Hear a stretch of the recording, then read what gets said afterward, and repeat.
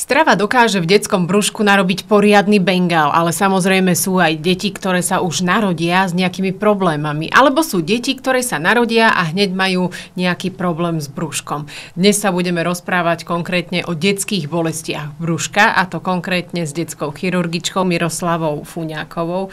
Dobrý deň. A taktiež s mamičkou malého Deniska Sabinou Krivošíkovou. Dobrý deň. Dobrý deň, ktorá má malého pacienta, ale naozaj veľmi, veľmi malého, lebo má iba 6 týždňov, ste vraveli, Sabina. Áno. Vlastne teraz začína 7. týždeň, takže tak na prelome. Rovno 6, do štúdia, teda Sabina prišla priamo z nemocnice. Predpokladám, že aj pani doktorka, áno. že nejdete len tak z dovolenky, že máte toho veľa. Ako dlho zvyknete tráviť v nemocnici svoj pracovný čas? Tak štandardne nám doba končí pracovná tých 14-12, to je oficiálny koniec, ale to sa mi nestalo už dávno, aby som takto skoro odchádzala z práce. Väčšinou od tej, najskôr od 3, väčšinou od tej pol 4, 4. V závislosti samozrejme od konkrétneho dňa, lebo keď sme na sále, nedá sa odísť od pacienta. Kým sa nedokončí výkon operačný, samozrejme niektoré sa predĺžujú tým, že začínajú neskôr alebo sú náročnejšie, takže... Aká je konkrétna vaša špecifikácia? Myslíte na detskej chirurgii? Áno. Na detskej chirurgii prevažne sa zameriavam teda na oblasť gastrointestinálneho traktu a kolorektálnu problematiku u detí. Čiže bolesti brúška dnes môžeme rozobrať spredu aj zozadu. Môžeme. Dobre, začneme možno tými väčšími deťmi, aby to nebolo hneď také strašne dramatické, že človek sa narodí a hneď ho bolí brucho. Tak tie väčšie deti, prosím vás pekne, môže za strašne veľa problémov strava, alebo čo sa môže diať v tých detských brúškach? Povedzme, že máme doma nejakého školáka, ktorého bolí brucho, ako rozoznať teda, že sa chce ulievať a ako naozaj zistiť, že ide o závažný problém. No, práve dobre ste začali, lebo tie bolesti brúška v tom školskom veku aj chirurgického vlastne pôvodu sú typickým takým vekom, kedy dieťa prichádza vlastne na našu chirurgickú ambulanciu s tými príznakmi, že bolí ho brúško. Presne rodičia to nevedia oddiferencovať, či má to nejaký organický podklad, alebo je to na základe nejakých psychických ťažkostí. Ale taká základná charakteristika je naozaj, že to dieťa, keď je v diskomforte, za ktorý teda môže nejaká chirurgická príčina, tak naozaj ho nevieme donútiť napríklad sa normálne najesť, lebo on odmieta tú strávu, ako nechce ju. Môže samozrejme za tie ťažkosti niekedy aj dietná chyba. Môže byť, že dieťa zje niečoho viac, čo mu nesadne. Aj sú teraz tí školáci, majú nejaké bufety v školách, dajú si bagetu, tá im nesadne. Na prechodné obdobie im je zle, ono potom sa to zlepší. Ale keď ten rodič vidí, že niekoľko hodín tie ťažkosti trvajú, povedzme pol dňa, deň, a to dieťa naozaj nechce ani doma prijímať, ani tekutiny, ani strávu, tak je to taký varovný prst, že naozaj to dieťa nesimuluje a nie je to len o tom, že teda nechce ísť na písomku do školy, alebo keď si ho nejako odsledujú a vidia, že sa hrá v izbe bez ťažkostí, tak myslím si, že je v poriadku, ale keď ho nájdu ležať a nechce nejako vstať, prípadne sa krčí od tých bolestí, tak je už to skôr takým varujúcim príznakom aj pre tých rodičov. Niekedy samozrejme aj nejaká teplota môže vystúpiť, aj tam pri rôznych tých problémoch, ktoré nastávajú kvôli nejakým zápalovým procesom, sa môže zvýšiť telesná teplota toho pacienta. Nemusia to byť vyslovene horúčky, tie sú skôr charakteristické už pre iné ťažkosti, ale práve pre chirurgické príčiny, keď hovoríme povedzme o appendicitíde, tak sú to také subfebrility, teda teploty z 37,5, 38,5. Čiže sú to veci, ktoré teda to dieťa naozaj obťažujú v tých bežných aktivitách. Nebude sa vám chcieť ani hrať, ani veľmi pozerať telku, ani robiť tie svoje bežné aktivity, na ktoré je zvyknuté. A môže to byť aj zo stresu, že ho bolí brucho a že má hnačky a vracia? Samozrejme, áno. To je ako veľká príčina vecí, ktoré treba si odsledovať. Ako rodič mal by poznať svoje dieťa. Či je taký stresujúci typ, že naozaj tie také hnačky a krčovité bolesti brúška môžu súvisieť aj s tým stresom, samozrejme. Ako sa potom liečia takéto príčiny, či už stresové, alebo jednoducho, že dieťa niečo zlé zje? Treba ísť hneď doktorovi?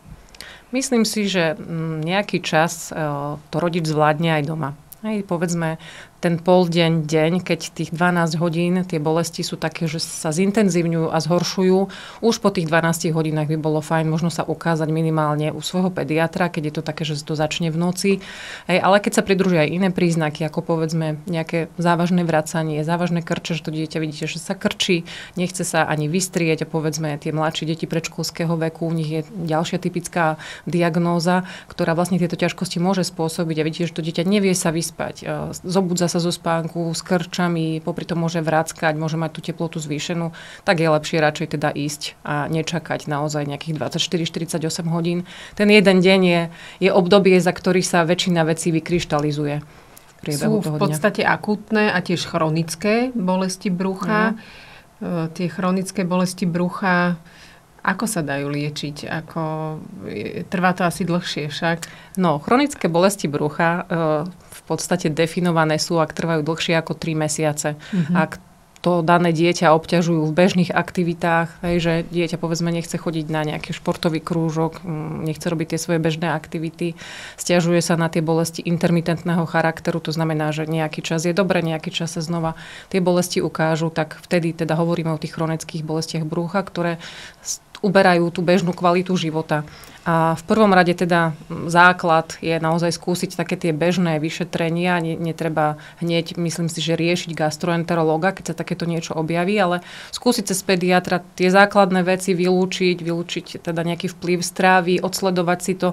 To je taká základná vec, ktorú sa my pýtame rodičov, či si povedzme všimli súvis tých bolestí s príjmom niektorej potravy, či to súvisí povedzme s lepkom, máme tých celiatikov veľa teraz, či sa to nezhorší po príjme potravy takejto, alebo zasa s mliečnymi výrobkami. To býva tiež taký základ, keď hovoríme o tých chronických bolestiach a vylúčení tých alergénov, lebo tie sa pomerne často teraz vyskytujú, čiže to by si mohli rodičia tak všímať, akože súvislosť naozaj, či po niečom sa výrazne opakujúco tá bolesť objaví. Hej, že to, keď sa objaví jednorázovo, tak vieme, že asi to súvisť nebudeme ďalej. Keď sa opakovane objaví, aby vedeli teda, že nám to aj povedať potom následne.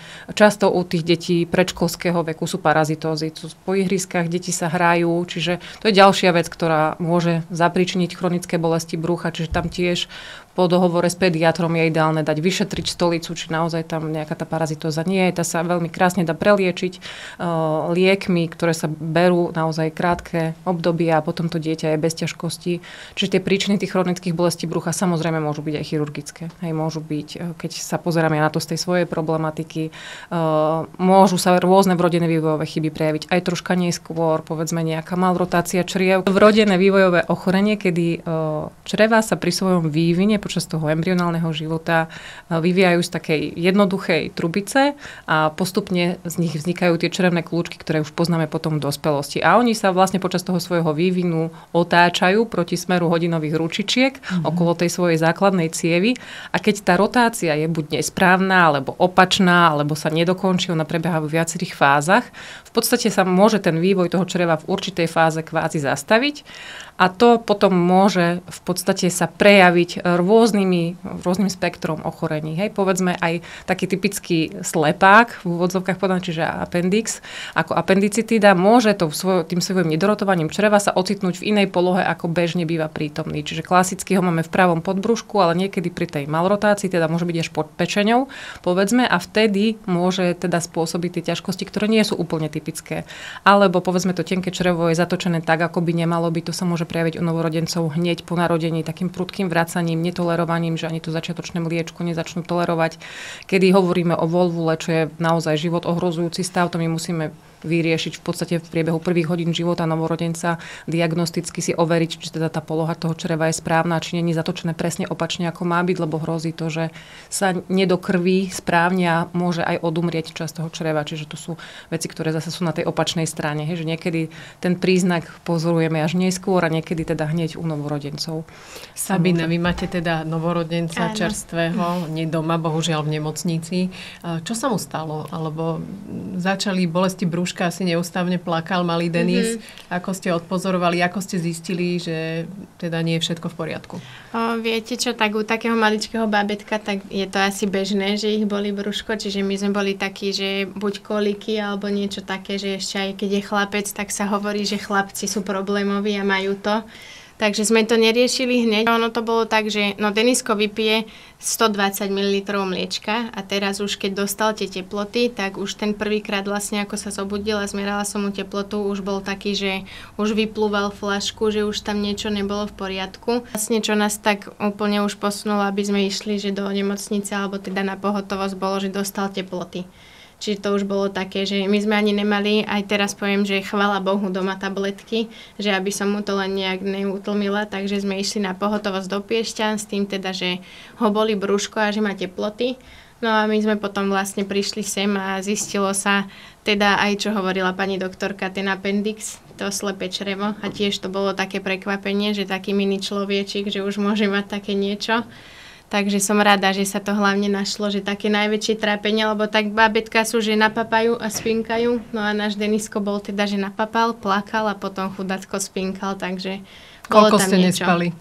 Teraz? No, keď sa to začalo diať. Viete čo, bol taký, keď plakal veľa, tak samozrejme ho to unavilo tým, že je maličký, takže spinkával napríklad noci úplne pekne, že nebolo to, že úplne stále nervózny, aj to bolo také, že sa nám to niečo nezdalo, že jeden deň dobre, že úplne fajn, jak na hodinkách, že napapal, spinkal, že ozaj bol taký, že ozajstné bábätko a potom niektoré dni boli také horšie, bol hore vždycky, čo ja viem, že napapal sa a zaspal až za 3-4 hodiny, čiže to bolo také, že čo teraz s takým maličkým budeme robiť, keď plakala nervózny, tak sme hľadali vždycky nejakú polohu, aby sa mu uľavilo. Tak sme akože však aj našli, že keď to brúško nejak som mu chytala, tak bolo to lepšie, ale teda nie vždycky a nie už teraz, keď sme už museli ísť. Dobre, pýtala som sa teda, koľko ste nespali, ale myslela som konkrétne aj vás, lebo však to je človek stále v strehu. Áno, asi nie pri takom malom akože už teraz novorodencovi. napríklad tuto v nemocnici už to bolo také, že som sa vyspala, lebo už mu teda pomohli, tak bol aj malý taký kľudný, tak aj ja som cítila taký kľud, že môžem si dovoliť spať, takže už teraz sme sa vyspali. No ale nespala som, dajme tomu teraz aj tie 2 dni, keď už mal tie teploty, že furt som bola taká v strehu, že či niečo náhodou sa neudeje, takže také slabé spánky som mala. Takže 2 dni nespavosti, ale to musela som byť taká, že to som si nevšimala a hlavne som sa sústredila teda na neho, že aby bolo dobre. Takému malému dieťaťu sa môžu dávať tabletky? To zvyknú robiť rodičia. Bežne. Nebežne, ale ako, že teraz to niekto počúva, nemali sme doma tabletky, tak tabletky sme mu ich určite nedali. nie, ako pri tých teplotách bežných z infektu sa podávajú buď sirupy alebo čípky. No tak, do áno. konečníka, tabletky nie.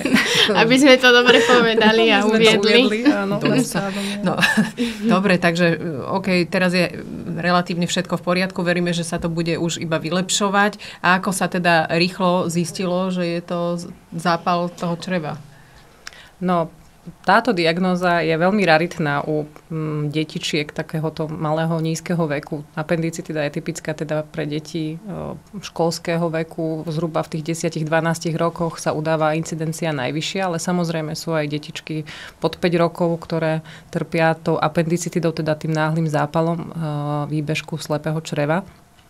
Ale u tých novorodencov a u tých teda malých dojčiat je to veľmi netypické. Skôr my práve keď máme takýchto pacientov, myslíme na nejaký vrodený podklad týchto ťažkostí, týchto bolestí brúška. Zasa úplne netypický bol aj ten celý obraz, lebo tam boli vysoké horúčky, vracanie bolo v podstate len raz, tá pasáž, vlastne ten odchod stolice bol normálny, čiže to nás skôr tak naviedlo na to, že asi tá vrodená chyba nebude úplne jednoznačná u ňoho, hej, lebo väčšinou sa oni teda prejavujú tým vracaním a tým, že je porucha tej pasáže, že tá stolica neodchádza tak, ako by mala a u ňoho boli teda skôr teploty a veľmi vysoké zápalové parametre. A potom samozrejme aj to klinické vyšetrenie brúška, aj tá sonografia, ktorá nám v tomto smere pomohla a tým, že sme si ho kontrolovali a videli sme, že ten nález na brúšku sa nie úplne zlepšuje, ani potom, keď sme nasadili antibiotika, tým, že sme mysleli teda samozrejme na nejaký zápalový proces, tak sa dala dvojkombinácia antibiotik hneď, potom až trojkombinácia na prechodnú dobu. Takže sme vlastne vedeli, že asi to nebude len tak, že to vyliečíme konzervatívne, ale že ten nález na brúšku spolu so sonografiou a spolu s tým celkovým stavom si vyžadujú to operačné riešenie a vlastne tá diagnóza bola potvrdená následne peroperačne. Ešte sme mali stále takú možnosť, či tam není nejaké ložisko hnísu v brúšku z toho, že to črievko nejako prasklo v zmysle toho, čo sa deje u novorodencov bežne, že tam zvykne byť takzvaná spontánna intestinálna perforácia, čiže prasknutie toho brúška z nejakého nedokrvenia, ale v podstate toto sa vylúčilo, čiže bolo tam slepé črevo ako zdroj tých všetkých ťažkostí. Keď ste sa dozvedeli, Sabina, že sa bude operovať váš syn, čerstvo narodený, čo ste cítili? Však určite ste sa pýtali. Čo ste sa prvé opýtali? Teraz zosimulujme hru na moderátora. Prvá otázka bola asi, že aké to bude mať následky. A že... Viete čo, prvé ma úplne napadlo, alebo teda prvá otázka bola, že koľko to bude trvať. No, že kedy tá už, operácia. Áno, že kedy už bude mať po. Čiže to bolo také, že... A cítila som, no, my máme akože už od začiatku také trošku ťažšie začiatky, poviem, že Denisko sa vlastne úplne nenadýchol, keď som porodila, čiže hneď ho zobrali do Nových Zámkov a mal také chladenie mozgu vlastne, aby akože všetko tak pekne postupne išlo. Tak to všetko dopadlo úplne dobre, aj si zaklopem, že to už máme za sebou, čiže asi aj to ma tak obrnilo, že som teraz už nebola tak moc v strese. Že bola som stále tak, že dobre bude, že hlavne ideme mu pomôcť, tak to ma tak stále držalo, že musím vydržať, neplakať a byť taká v pohode, aby to nejak nezacítil. Takže aj keď som ho viezla už na tú sálu, tak trošku mi zaslzeli oči, to sa priznám, lebo však predsa len také malinké a teraz si ho tam vezem v tom kočiku, takže jasné, že to není ľahké, aj ešte asi to príde, takže také slzičky a všetko, lebo je to proste nevinné dieťatko a teraz úplne také základné veci, čo mu ja môžem dať, čo som pre neho celý svet mu dám a aj tak to nepomáha, tak to bolo úplne pre mňa, že bože môj, čo ešte. Takže už potom som ho tam teda zaviezla a hlavne tuto v nemocnici ja sa strašne dobre cítim. My tým, že už sme tu tiež boli, že sa ešte vlastne z tých Nových Zámkov prevážal sem. Takže my sme tu teraz už druhýkrát, asi sa mu tu páči. Tak som úplne taká kľudná, lebo cítim úplne z tých doktorov takú moc a silu, že úplne viem, že im strašne záleží na tomu pomôcť. Čiže aj od nich som tak strašne naberala také pozitívne, takže som sa nejak ani nebala, ani nič, že úplne s takou istotou som ho tam dala a potom som len čakala, že kedy mi zavolajú, že už má Denisko po. Miriam, to sa dobre počúva však, že sa... Áno, musím potvrdiť, že máme aj takých veľmi dobrých rodičov, niektorých dobrých v tom smere, že naozaj nám dôverujú, to je základ celého. Aj myslím si, že potom pre tú rekonvalescenciu následnú, že ten rodič vie, že mu chceme len dobre tomu dieťatku a že spolupracuje a nepanikári zbytočne, to je naozaj podstatné. Potom tie ďalšie otázky asi vyplývajú z toho, že čo sa mu tam bude robiť, nie, na tej operačnej sále a či to môže mať nejaké následky. Tak poprosím vás. Ako tak vo všeobecnosti, my sa snažíme rodičom teda vysvetliť, že tá operácia, teda ak je nevyhnutná, akým spôsobom ju budeme realizovať, lebo teda väčšinou pri tej appendicitide začíname laparoskopicky, ale u tých novorodencov a maličkých detičiek tá laparoskopia môže byť v niektorých diagnózach fajn, v niektorých veľmi nie, čiže tuto sme sa rozhodli pre ten otvorený prístup vzhľadom aj na ten celkový stav. Takže snažíme sa teda im vysvetliť, že čo sa bude diať a ten výkon, aký, a podľa toho, aká je to diagnóza, čo všetko obnáša. Ak je to appendicitida, tak je to odstránenie toho slepého čreva. Ak je to závažnejší stav u tých starších detí, povedzme, že je tam už došlo k tej perforácii, je tam nejaká tekutina hnisavá v brúšku, tak aj drenáž toho brucha a nejaký ten pobyt v nemocnici dlhší, nasledujúci s vyžadovaním antibiotickej liečby a postupnou realimentáciou, čiže my musíme nejaký čas počkať, kým sa to črevo spamätá, nemôžeme teda hneď to dieťa začať krmiť, aj musí byť nejaký ten čas na infúziách, dostáva tie antibiotika, dostáva lieky od bolesti, aby to potom operačnom zákroku tí deti lepšie znášali, aj sa vedeli potom postupne zmobilizovať. Ako v tomto smere sú novorodenci, dojčatá úžasní, že oni v podstate tá mobilizácia, my ju nejako nemusíme nasíliť alebo niečo, lebo tie deti, keď ako náhle sú v tom stave lepšom, tak už sami sa mobilizujú a chcú sa aj polohovať aj všetko a tá liečba potom v podstate závisí od konkrétnej diagnózy. Slepé črevo je od toho slepé, že ho už v podstate novorodenec nepotrebuje, čiže mu nebude chýbať. Nebude mu chýbať. Už teraz určite nie. Tak to máte aspoň istotu, že v 10 až 12 rokoch, tak ako zvyknú sa deti sťažovať, že majú nejaké bolesti a potom z toho vznikne zápal slepého čreva, tak s týmto už budete mať, verím, že pokoj. To si pamätám inak zo školy, že strašne veľa detí malo zápal slepého čreva, potom v dospelosti už majú pokoj, áno? Áno. Dobre, tiež. Aké sú konkrétne ďalšie takéto problémy? Zápal slepého čreva, to som si poznačila, žlčníkovej kamene, cholecystitída, zápal žlčníkovej žlčníka, to už takto malé deti môžu mať problémy so žlčníkom? No, čo sa týka žlčníka, tak v podstate pozorujeme troška taký rastúci trend, ak nemyslíme teda znova na nejaké vrodené záležitosti týkajúce sa žlčových ciest.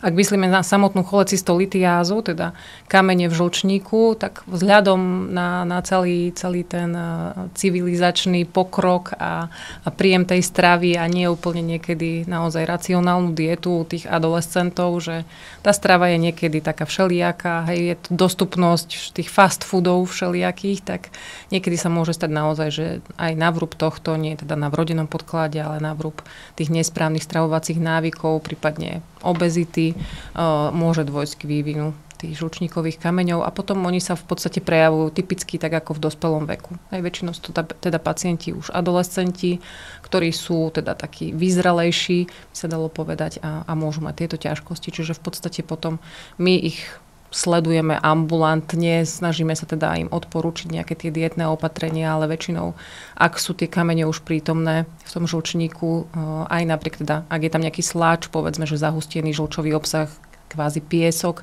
Ono niekedy sa to dá časom aj tými dietnými opatreniami, prípadne nejakými liekmi a dostatočnou hydratáciou troška upraviť, ale ak tie kamene už sú prítomné, tak v podstate potom indikujeme operačné riešenie, lebo väčšinou tie deti, tí adolescenti majú ťažkosti aj klinické, obťažuje ich to, nemôžu sa hoci kedy najesť, aj robí im to nejaké kolikovité bolesti brucha. No ak náhodou dôjde k nejakej komplikácii, ako je cholecystitída, samozrejme musíme toho pacienta prijať, znova teda rehydratovať infúzne, nechať na pokoji tie črevá, nechať ho nejaký čas bez príjmu potravy, nasadiť mu antibiotika, nejakú spazmo, analgetickú liečbu, aby netrpel tými bolestiami, čiže dať mu nejaké lieky, ktoré uvoľnia tie cesty žlčové, aby tá žlč mohla odchádzať, aby tam nebol ten spazmus. Čiže to je znova obnášajúce v podstate aj tú hospitalizáciu aj v týchto prípadoch, ak je to nevyhnutné. Ako rýchlo sa vie zistiť tento problém, že má teda adolescent žlčníkové kamene alebo problémy?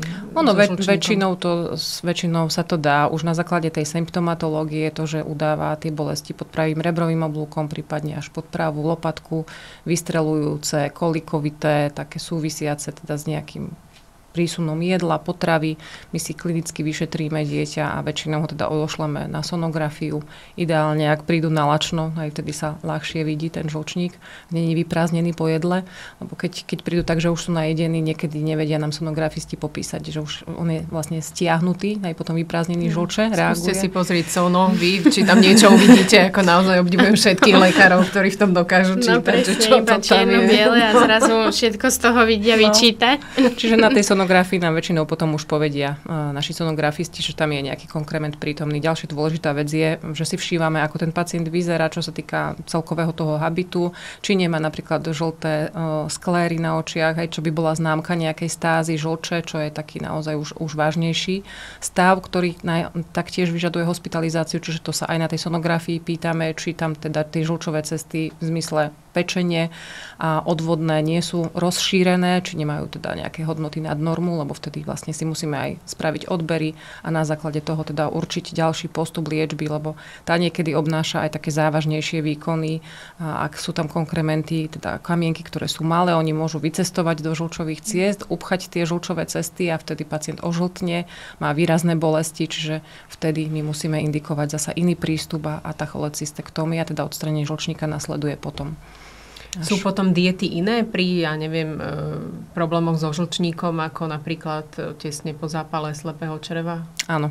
V podstate po zápale slepého čreva my prechádzame, teda ak odstraníme appendix, laparoskopický pacient je nejakých 6 hodín na lačno, potom začíname vlastne už s realimentáciou. Ak ten zápal nie je závažný, povedzme, že tam nebola peritonitida, nebol tam hníz v bruchu, vtedy tí pacienti troška im trvá, kým sa realimentujú, lebo predsa len to črevo je v takej paralýze, čiže nechce sa tomu črevu hýbať úplne hneď po skončení anestézy, čiže tam ten kľud nechávame väčší, ale u tých bežných appendixov v podstate začíname tekutinami a v priebehu 3-4 dní, závisí to teda aj od samotného pacienta konkrétneho, sa dostanú na svoju plnú stravu, ktorá je v podstate šetriaca, taká, aby nemali nejaké šupkovité ovocie, nejak veľa vlákniny, aby predsa len tá peristaltika tých čriev nebola nejaká výrazná, niekoľko koľko tých dní, 2 týždne, povedzme do mesiaca, aby sa ten prechod na plnú stravu mal dostaviť úplne bez ťažkosti. Čiže my odporúčame taký pomalý prechod na plnú stravu s tým, že na začiatku je šetriaca.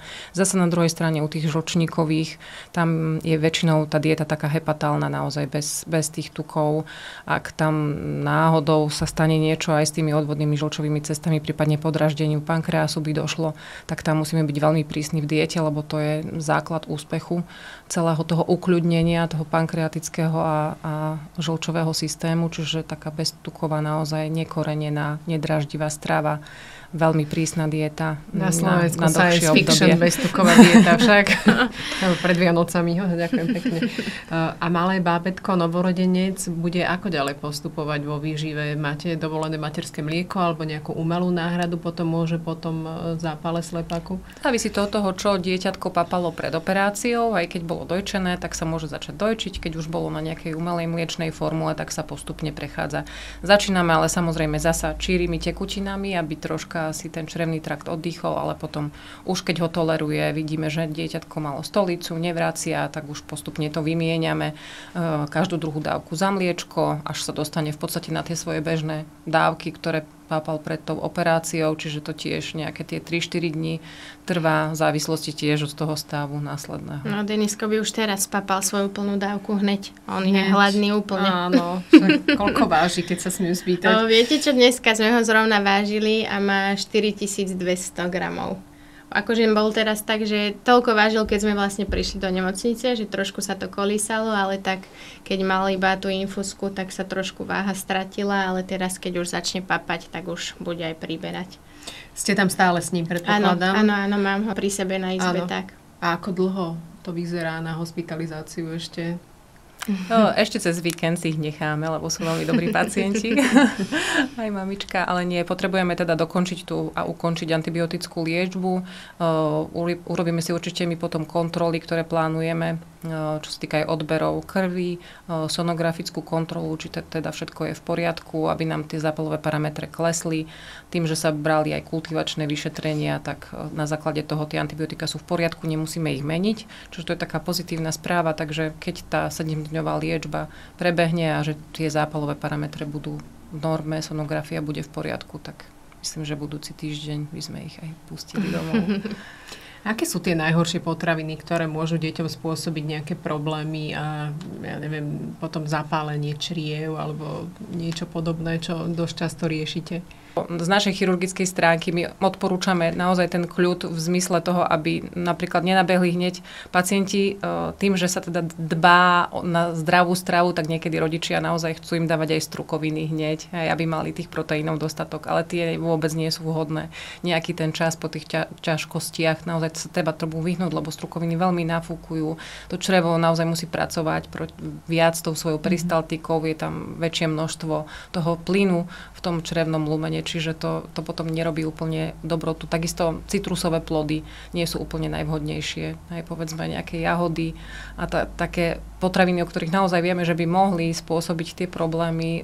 Takisto vylúčujeme na nejaké obdobie ovocie so šupkou, čiže odporúčame im len ovocie teda bez šupky, také tie naše slovenské, ktoré sú také ľahšie stráviteľné, hej, aby sme nešli do nejakých extrémov v zmysle nejakého exotického ovocia a za každú cenu sa snažíme dať tým deťom vitamíny a všetko najlepšie, ale naozaj máme dobré aj tie naše plodiny, čiže na týchto treba nejaký čas zostať a tú dietku radšej dať takú ľahšiu, že len také ľahké biele mäso, keď teda chceme, aby to dieťa už malo aj príjem mäsa, tak len nejaké biele kuracie, morčacie, králičie, zemiaky, tak rýžu a tie strukoviny, kapustu, povedzme, a tie šupkovité veci vynechať na nejaký čas. Ešte, že Denisko papá iba mliečko. Že toto všetko nemusíme riešiť. Riešiť, že čo pre Boha vlastne naservírovať. Inak sa hovorí, že najviac vitamínu C má, tuším, oranžová alebo červená paprika. Áno, paprika má vitamínu. Na čo zbytočne tam citrusy teraz žmýkať. Dá sa aj z tohto existovať, čo sa týka vitamínov. A vy ste, keď sa môžem aj takú intimnú otázku opýtať, zástankyňa skôr vegánstva, vegetariánstva alebo normálne všežravectva. Vyváženej stravy. Dobre, lebo je to tiež téma. Nie som v tomto smere nejak vyslovene vyhranená, však mám aj 2 deti tiež doma, čiže nejako ich neobmedzujem v zmysle mliečných alebo mäsitých výrobkov, to by mi doma neprešlo.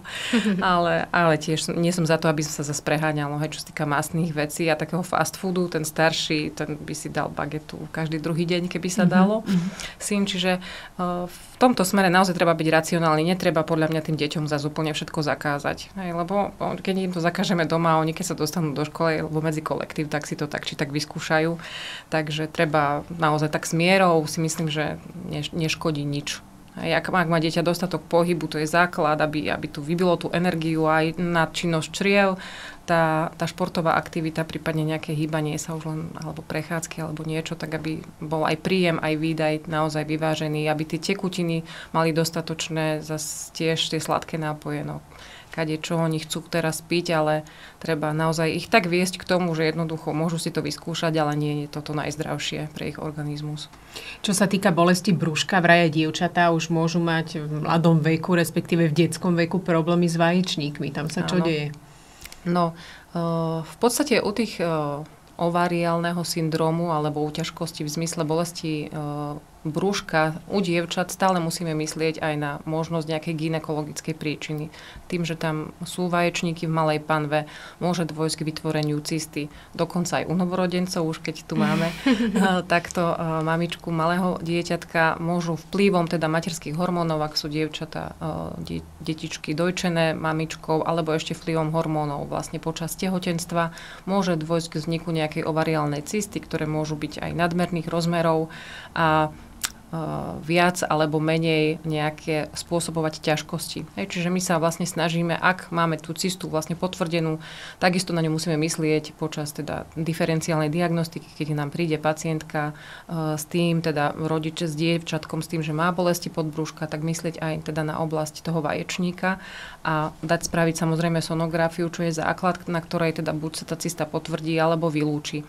Ak máme tie cysty rozmerov 1, 2, 3 cm, v podstate nejaká špecifická liečba neexistuje. Aj my si ich len sledujeme, prípadne ak sú to dievčatá už v nejakom takom veku prepubertálnom, pubertálnom, odporúčime im sledovanie s detským gynekologom. Ak by teda tá cysta bola väčšia, už zhruba tých 5 cm a viac, tak vtedy musíme byť opatrnejší, vtedy väčšinou tie dievčatá aj hospitalizujeme. Ak majú tie bolesti naozaj prudké až s vracaním a tak ďalej, tak vtedy je indikované aj operačné riešenie. Vzhľadom na to, že tá cysta, ak je veľmi veľká, môže spôsobiť torziu, teda zatočenie toho vaječníka okolo svojich vyživujúcich ciev alebo spolu aj s vajíčkovodmi a to by mohlo hroziť naozaj nejakým takým problémom následným s výživou toho vaječníka, prípadne až s jeho zmenami takými ischemickými. Takže v tomto prípade, ak teda tie cysty sú veľké, tak dievčatá sa prijímajú a sledujú. Niektoré tie väčšie cysty sú aj asymptomatické, dlhú dobu, že sa len sledujú, ale ak sú takéto, že majú aj príznaky nejakých bolestí brucha a tak ďalej, že naozaj vidíme na tom dieťati, na tom dievčati, že tie bolesti sú nadmerné, tak sa laparoskopicky do toho brúška pozrieme, aby sme si teda overili. Samozrejme, sonografia nám v tomto smere vie pomôcť, vedia nám pozrieť sonografisti, či tie prietoky tam sú alebo nie sú, ale niekedy ten nález nie je úplne jednoznačný a práve vtedy tá klinika a ten nález chirurgicky, keď si my vyšetríme toho pacienta, je najdôležitejší, aby sme sa vedeli rozhodnúť, či budeme len sledovať, alebo či aj budeme operovať. Stáva sa, že tá cysta vie ovplyvniť ten vaječník, napríklad teda, že sa musí odstrániť aj kvôli tej cyste? Kvôli simplexnej cyste väčšinou nie. Problém je, že v podstate môžeme u detí vidieť aj rôzne nádory, samozrejme, ovárii, hej, ako to je taká jedna veľký súbor ochorení, že ak je na sonografickom vyšetrení podozrenie na to, že by sa mohlo jednať o nejaký tumorózny útvar, kedy to nie je úplne pekná cysta, ktorá má taký vodnatý obsah, ale že sú tam nejaké rôzne súčasti patriace do toho obrazu toho vaječníka, takého špecifického, tak vtedy sa môže stať, že teda dievča aj príde o ten vaječník, ale väčšinou tie simplexné obyčajné cysty, aj keď povedzme zakrvácali dovnútra, že sa prišlo dieťa s tými bolestiami, došlo aj k zakrvácaniu do tej cysty, tie väčšinou ten vaječník až tak netangujú, že ten vaječník ostáva. My ho aj ponechávame, aj keby došlo k tomu zatočeniu, stále ho ponechávame v podstate vo vnútri, neodstraňujú sa, dáva sa im šanca na to, aby po tom následnom obnovení prietoku krvného sa to tkanivo zreštituovalo. Čiže odstraňuje sa v podstate len to tkanivo cysty, prípadne sa otvára naširoko a ten vaječník sa necháva. Poďme si spraviť také možno zhrnutie, že keď dieťa bolí brúško, čo treba robiť? No, čo treba robiť? Predovšetkým teda nechať tomu dieťatku jeho vlastný kľud. Nenúčiť ho proste ani nejako piť, ani nejako jesť. Ako tá bolesť brucha v podstate môže mať rôzne príčiny. Je to naozaj také široké spektrum toho, na čo všetko treba myslieť. Keď dieťa začne vrácať, môže začínať nejaká gastroenteritída, môžu sa pridružiť hnačky po nejakom čase. Keď dieťa príde s tým, že teda ho bolí brúško, môže ísť naozaj len o obstipáciu, že sa nevykakalo niekoľko dní, treba naozaj sa ako rodič zamyslieť, že či to dieťa kaká pravidelne, či nemalo tento problém, že povedzme niečo zjedlo, čo mu neurobilo dobre tým črevám, že sa upchalo, nevykakalo sa 2-3 dní a teraz to brúško samozrejme, že ho bolí, lebo aj dospelí si povedzme, keď sa nevyprázdni, tak tie krče tam potom nastanú. Že aj to môže spôsobovať ťažkosti. Čiže keď vylúčime všetky tieto začínajúce veci, prípadne nejaký infekt, takisto deti menšie do tých 5-6 rokov majú ten lymfatický systém veľmi citlivý. Čiže keď u nich začína nejaká tonzilitída alebo nejaký infekt, rinofaryngitída, soplíky, kašel a niečo, zväčšia sa im aj uzliny v brúšku. A tie niekedy naozaj môžu spôsobovať a imitovať teda náhlu brušnú príhodu, že prídu aj k nám rodičia s tým, že toho bolí brúško a pri tom vyšetrení vlastne my zistíme, že to brúško je úplne voľné, že je tam citlivosť. Ak máme nejaké podozrenie, necháme si ich v nemocnici, ale ak nie, tak v podstate sa rieši pediatrom. Čiže ak tá bolesť brúška je taká, že to dieťa v podstate ovplyvňuje v jeho bežných činnostiach, prípadne sa pridruží nejaká zvýšená teplota, vracanie s tým, že to dieťa vie niekedy lokalizovať tú bolesť, niekedy nie. Tie menšie deti vám nevedia povedať, čo ich presne bolí. Väčšinou to udávajú okolo pupku, novorodenci tí vôbec nie. Hej. Takže ak tá bolesť trvá dlhšie ako tých 6-12 hodín a vidíte, že to dieťa je v takom diskomforte, má známky nejaké dehydratácie, už má suché pery a tak ďalej. Treba im skúsiť, keď vracajú, začať dávať po nejakých lyžičkách, čaj, nie čistú vodu z vodovodu, ale nejaký čaj alebo minerálku, takú neperlivú. A ak to netolerujú, že vracajú napriek tomu ďalej, treba ísť na vyšetrenie. Vy ako rodič, myslím si, že pozná, či to dieťa teda, ak postupne si začne tolerovať, aj u tých gastroenteritíd, niekedy to vracanie je naozaj nadmerné, vracajú veľakrát a nejaký čas trvá, kým sa znova zrehydratujú. Čiže ak to trvá nejakú tú dobu dlhšiu, to vracanie, tak potom naozaj tá dehydratácia hrozí, čiže radšej potom treba ísť. Ak netolerujú ani po lyžičkách, povedzme, tak ísť na to vyšetrenie. A ako im zabezpečiť taký komfort? Treba nech ležia, alebo čo majú práve potrebu? Väčšinou sú vyčerpané. Väčšinou sú vyčerpané. Ticho, teplo, tekutiny. Je taký základ, hej, že naozaj ich nechať v postielke a keď to zvládnu, že si ležia, nechať ich naozaj tak, že nie v zime, nie v horúce, pravidelne vetrať tie priestory, aby aj ten čerstvý vzduch troška ich tak povzbudil. Tie tekutiny, ak ich tolerujú, tak ich dávať naozaj v takých rozumných množstvách. Nesnažiť sa, aby dieťa vypilo pol litra naraz tekutín, ale začínať opatrne s tými menšími množstvami. A keď toto teda preklenú rodičia doma, že dieťa už potom naozaj má chuť jesť, tak je to taká pozitívna známka. Lebo keď tie bolesti brucha sú v podstate takej príčiny, ktorú je treba riešiť, tak deti odmietajú jedlo. Ak už sa dostanú do toho obdobia, že sú hladné a chutilo by im, je to taká pozitívna známka. A lieky, nejaké čierne uhlie alebo nejaké veci proti hnačkám, také používať? Čípky, sirupy, ktoré sme už spomínali pri babetkách? No, závisí to samozrejme od tých konkrétnych príznakov. Ako čierne uhlie si myslím, že taká tradičná vec, ktorú rodičia použijú, akože uškodiť to nemusí, hej, ako nemalo by to prekryť ani príznaky nejakej náhlej brušnej príhody.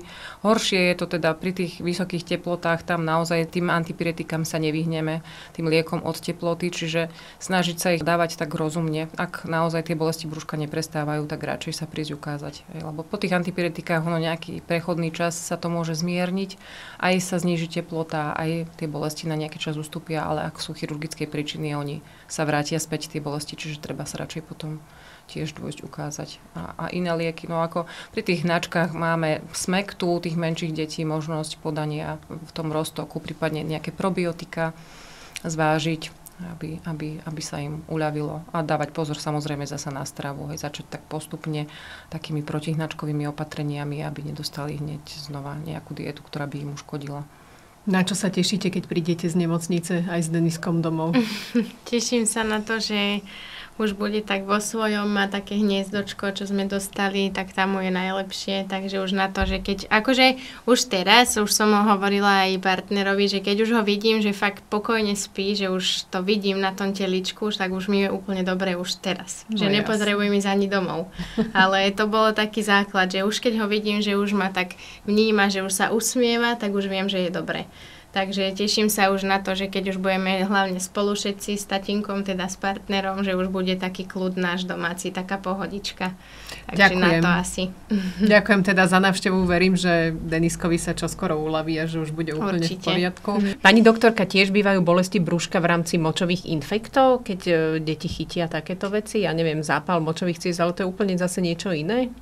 V podstate v rámci tej našej diferenciálnej diagnostiky, ak máme pacienta, ktorý príde s bolestiami brucha, je to jedna z vecí, ktoré my potrebujeme vylúčiť. Aj keď hovoríme o appendicitíde, čo je teda jedna z najčastejších diagnóz pri tých bolestiach brucha, ak je povedzme to slepé črevo uložené tak, že aj môže naliehať na močový mechúr, vtedy paradoxne my môžeme mať teda nález pozitívny močový a môže to imitovať teda príznaky aj močovej infekcie.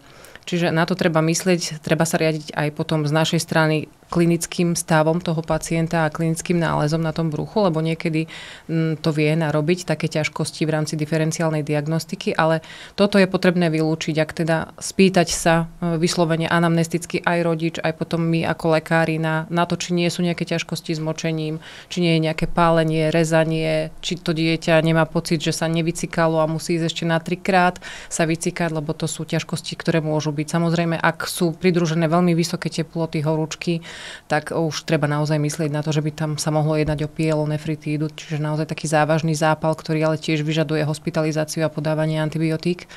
Takže v rámci tej diferenciálnej diagnostiky určite treba myslieť aj na tieto náležitosti. Treba tie deti sledovať, že či chodia na záchod pravidelne?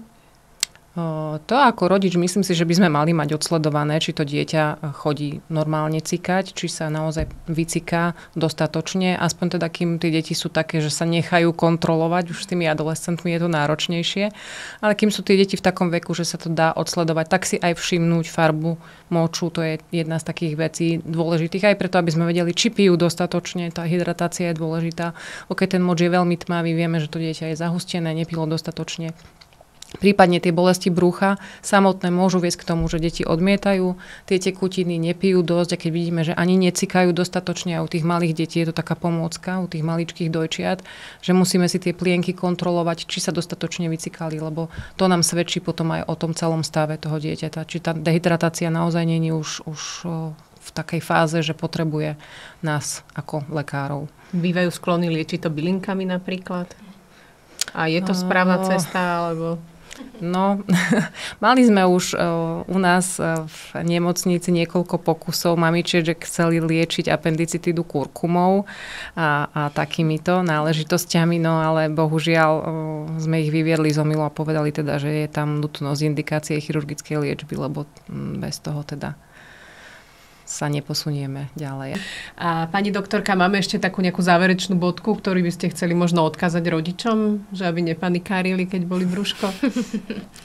Tak, aby nepanikárili. Alebo naopak, aby panikárili. Áno, keď proste vidíme dieťa, ktoré naozaj sa krčí od bolesti a nechce sa dať nejako rozptýliť ani svojou obľúbenou rozprávkou, ani kreslením, ani pozeraním televízie alebo hraním sa hrami. Naozaj, že je teda nejakých tých niekoľko hodín v stave, ktorý už sa nezdá normálny, prípadne má zvýšenú teplotu, vracia, nechce sa pohnúť, niekedy oni naozaj nechcú, už to je známka toho, že v tom brúšku sa niečo deje, že nechcú sa dať ani dotknúť toho brúška, nechcú si ani tie nožičky uvoľniť. Ak to není z dôvodu toho, že teda sa naozaj nevyprázdnili nejakú tú dobu, lebo vtedy sa tiež krčia, ale keď vidíme, že tie podmienky sú u dieťaťa bežné, nastavené ako každý deň a zmení sa to, že sa dieťa krčí, vracia, je mu zle, odmieta jesť, má niekedy teda tú teplotu zvýšenú, nemusí mať samozrejme, vtedy lepšie teda naozaj navštíviť nás, aby sme si ho pozreli a teda zhodnotili, aký stav teda nastal a či je potrebná nejaká ďalšia kontrola, prípadne nejaký ďalší postup určiť. Čiže nepanikáriť vtedy, ak je to také, že to prejde v priebehu 2-3 hodín, ale panikáriť, ak to trvá dlhšie, ak vidíme, že to dieťa sa nelepší, ale naopak horší. Ďakujem veľmi pekne za rozhovor. Našimi hostkami bola detská chirurgička Miroslava Fuňáková a Sabina Krivošíková, mamička malého Deniska.